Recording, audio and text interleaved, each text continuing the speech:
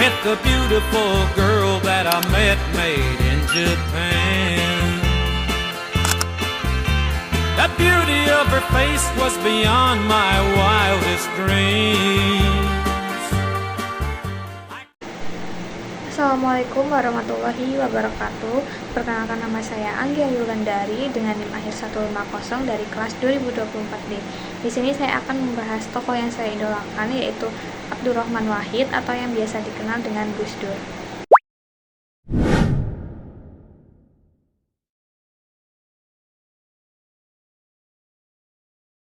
Abdurrahman Wahid atau yang biasa dipanggil dengan Gus Dur ini merupakan presiden keempat Indonesia yang menjabat pada tahun 1999 hingga 2001. Nah, beliau ini dikenal sebagai sosok ulama, cendekiawan, sekaligus tokoh pluralisme yang sangat menjunjung tinggi nilai kemanusiaan dan keberagaman. Gus Dur ini lahir pada tanggal 7 September 1940 di Jombang, Jawa Timur, dan berasal dari keluarga yang memiliki latar belakang kuat dalam dunia keagamaan. Selain aktif di bidang politik, beliau ini juga dikenal sebagai pemikir yang kritis dan terbuka terhadap perbedaan. Salah satu hal yang paling menonjol dari Gus Dur adalah sikapnya yang humanis, santai, dan penuh humor, tetapi tetap tegas dalam memperjuangkan keadilan. Ia juga dikenal sebagai tokoh yang berani membela kelompok minoritas dan menolak segala bentuk diskriminasi.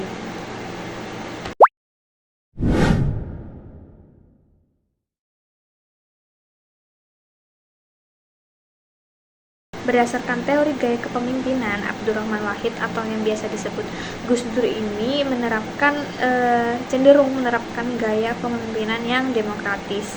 Hal ini tuh terlihat dari cara beliau yang terbuka terhadap pendapat orang lain serta memberikan ruang bagi masyarakat dan bawahannya itu untuk berpartisipasi dalam pengambilan keputusan. Gus Dur ini tidak bersifat otoriter, melainkan lebih mengedepankan musyawarah dan dialog dalam menyelesaikan permasalahan. Selain itu, komunikasi yang dibangun oleh Gus Dur ini bersifat dua arah. Ia tidak hanya memberi perintah, tetapi juga mendengarkan aspirasi dari berbagai pihak. Hal ini sesuai dengan ciri kepemimpinan yang demokratis, yang menekankan kerjasama, kepercayaan kepada bawahan, serta hubungan yang tidak kaku antara pemimpin dan anggota. Di sisi lain, Gus Dur ini juga memiliki unsur kepemimpinan karismatik. Ia mampu menarik simpati banyak masyarakat melalui cara berbicara yang santai, humoris, tetapi tetap bermakna. Karisma ini membuat banyak orang itu menghormati dan mengikuti ke arah kepemimpinannya. Namun gaya kepemimpinan demokratis yang diterapkan Gus Dur ini juga memiliki tantangan, seperti proses pengambilan keputusannya itu yang cenderung lebih lama karena melibatkan banyak pihak. Walaupun demikian, cara Gus Dur ini tetap mencerminkan upaya untuk menciptakan pemerintah yang inklusif dan menghargai keberagaman.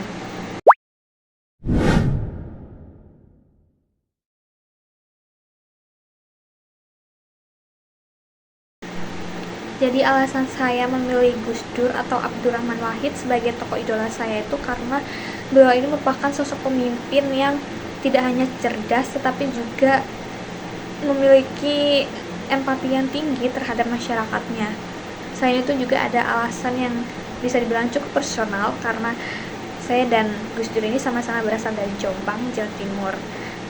Hal ini tuh jadi sebuah kebanggaan tersendiri bagi saya karena daerah saya ini melahirkan tokoh besar yang memiliki pengaruh nasional, bahkan bisa juga internasional. Nah, bagi saya hal ini tuh bisa menjadi motivasi bahwa siapapun, termasuk dari daerah seperti Jombang yang bisa dikatakan daerah yang belum maju atau masih terpencil, itu bisa memberikan kontribusi besar bagi bangsa jika memiliki tekad dan nilai yang kuat.